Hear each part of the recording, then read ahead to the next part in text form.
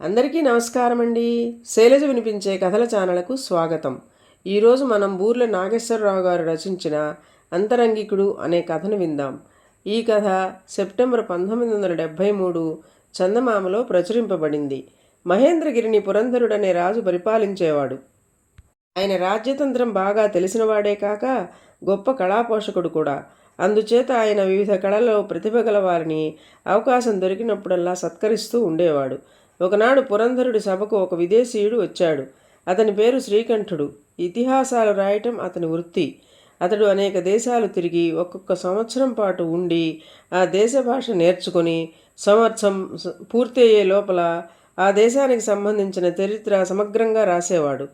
ఇలా అతను 14 భాషలలో ప్రావీణ్యం సంపాదించి 14 దేశాల చరిత్రలు రచించి ఇప్పుడు మహేంద్రగిరికి వచ్చాడు. అలాంటివాడు తన రాజ్యానికి వచ్చినందుకు పురంధరుడు ఎంతో సంతోషించి, మా నగరంలో కూడా ఒక సంవత్సరం ఉండి మా దేశ చరిత్ర కూడా రాయండి, మీకు కావలసిన ఏర్పాట్లన్నీ నేను చేస్తాను అన్నాడు. అలాగే చేస్తాను. నన్ను ఏడాది పాటు మీ అంతరంగికుడిగా ఉంచుకొని మీ వెంట ఉండనివ్వండి. అందువల్ల నా పని తేలిక అవుతుంది అన్నాడు శ్రీకంఠుడు. అందుకు పురంధరుడు సమ్మతించాడు.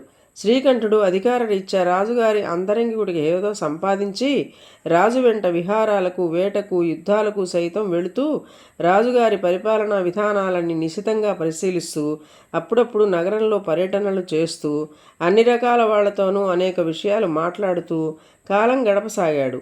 అతను రాజుగారి అంతరంగికుడి నగరంలో అందరికీ తెలిసిపోయింది. అందుచేత అందరూ అతనికి ఎంతో గౌరవం చూపేవారు. నగరంలోని ధనికులు, వర్తకులు అతన్ని పిలిచి విందులు చేసేవారు. అతని ద్వారా లాభం పొందవచ్చునని వారి ఆశ. శ్రీకంఠుడు మహేంద్రగిరి చరిత్ర కూడా పూర్తిగా వచ్చింది. ఒకరోజు రాజుగారు ఆ అసంపూర్ణ గ్రంథాన్ని తెప్పించుకుని చదివాడు. అందులో ఆ దేశపు ఆచార వ్యవహారాలు, ప్రజాక్షేమం కోసం రాజుగారు తీసుకునే ప్రత్యేక చర్యలు, రాజుగారికి సభా ప్రముఖులకు మధ్య ఉండే విశ్వాసము, సహకారము మొదలైనవన్నీ చక్కగా వర్ణించి ఉన్నాయి. ఈ నగర ప్రజలు అమాయకులు, రాజు ధర్మాత్ముడు, రాజోద్యోగులు అపారమైన రాజభక్తి కలివారు. అందుచేత ఈ నగరపు వర్తకులు, ధనికులు అక్రమంగా ధనార్జన చేసి మోసంతో జీవిస్తున్నారు అని శ్రీకంఠుడు ఆ గ్రంథంలో రాశాడు. ఈ చివరి మాట రాజుకు నచ్చలేదు. ఆయన శ్రీకంఠుణ్ణి పిలిపించి, నీ గ్రంథం అంతా బాగానే ఉన్నది, అందులో వంక పెట్టడానికి ఏమీ లేదు. కానీ నా నగరంలోని వర్తకులు, ధనికులు స్వార్థపరులని, మోసగాళ్ళని రాశావు. ఇది ఎంత మాత్రమూ నిజం కాదు. వాళ్ళని గురించి నాకు బాగా తెలుసు అన్నాడు. నేను రాసిన దానిలో ఏమన్నా తప్పులుంటే క్షమించాలి.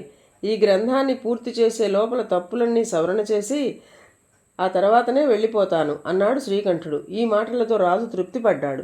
మర్నాడు శ్రీకంఠుడు నగరంలో గల గొప్ప ధనికులను, వర్తకులను చూడబోయి, రాజుగారు చక్రవర్తి గారి కానుక పంపాలి, మీ వద్ద ఉన్న మేలు రకం వజ్రాలు జాబితా రాసుకుని ఇయ్యండి అని అడిగాడు. అలాగే అతను కొందరి దగ్గర బంగారం కూడా పుచ్చుకున్నాడు.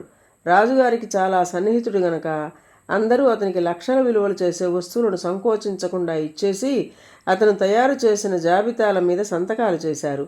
మర్నాడు తెల్లవారేసరికి క్రితం రాత్రి శ్రీకంఠుడు నగరం నుంచి పరారీ అయినట్టు పుకారు పుట్టి నగరమంతా పాకింది.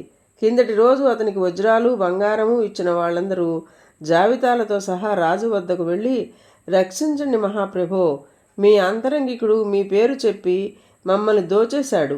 ధర్మప్రభువులు, తమరు మాకు కలిగిన కష్టానికి పరిహారం ఇవ్వటం న్యాయం అని మొరపెట్టుకున్నారు.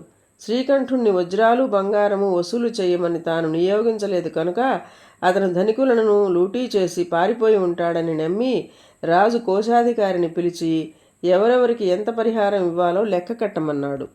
కోశాధికారి అందరి జాబితాలు తీసుకుని లెక్క కట్టితే వాటికి పరిహారం ఇవ్వవలసిన మొత్తం ఖజానాలోనే లేదు. ఈ మాట విని రాజు కుంగిపోయాడు. ఇంతలో శ్రీకంఠుడు అక్కడికి ఒక పెద్ద సంచితో వచ్చాడు. అతను ఆ సంచిని రాజుగారు ముందు ఉంచి ఆయనకు ఒక జాబితా కూడా ఇచ్చి, ఎవరెవరి దగ్గర నేను ఏమేమి తీసుకున్నది జాబితా రాశాను, దాని ప్రకారం ఎవరి సొత్తు వారికి తిరిగి ఇప్పించండి అన్నాడు. శ్రీకంఠుణ్ణి చూడగానే ఫిర్యాదీలకు ముచ్చెమటలు పోశాయి. రాజు ఇంకా ఏమీ అనకముందే వాళ్ళు రాజు ముందు సాష్టాంగపడి, మహారాజా, మేము సమర్పించిన జాబితాలు సక్రమంగా లేకపోతే క్షమించండి. అంతరంగికుడు పరారీ అయ్యారని విని లోపబుద్ధితో జాబితాలు పెంచాము అన్నారు. రాజు వారి సొత్తు వారికి ఇవ్వడానికి నిరాకరించి వాళ్లను పంపేసి శ్రీకంఠుడు తెచ్చిన సంచిని కోశాధికారి పరం చేసి ఖజానాలో చేర్చమన్నాడు. తరువాత ఆయన శ్రీకంఠుడితో, నీ గంధంలో అబద్ధం అంటూ ఏమీ లేదని నిరూపించడానికి చాలా శ్రమపడ్డావు అన్నాడు. గొప్పవాళ్ళని గురించి నిజం రాయటానికి ఇలాంటి పాటలు చాలా పడాలి మహారాజా, ఇది కూడా ఒక కళ అన్నాడు శ్రీకంఠుడు. తరువాత అతను పురంధరుడి వద్ద గొప్ప సన్మానము అంతులేని బహుమానాలు పొంది మరొక దేశానికి వెళ్ళిపోయాడు. ఈ కథ మీకు నచ్చినట్లయితే లైక్ చేయండి, షేర్ చేయండి, కామెంట్ చేయండి, సబ్స్క్రైబ్ చేసుకొని నన్ను ఎంకరేజ్ చేయండి. నమస్కారం అండి.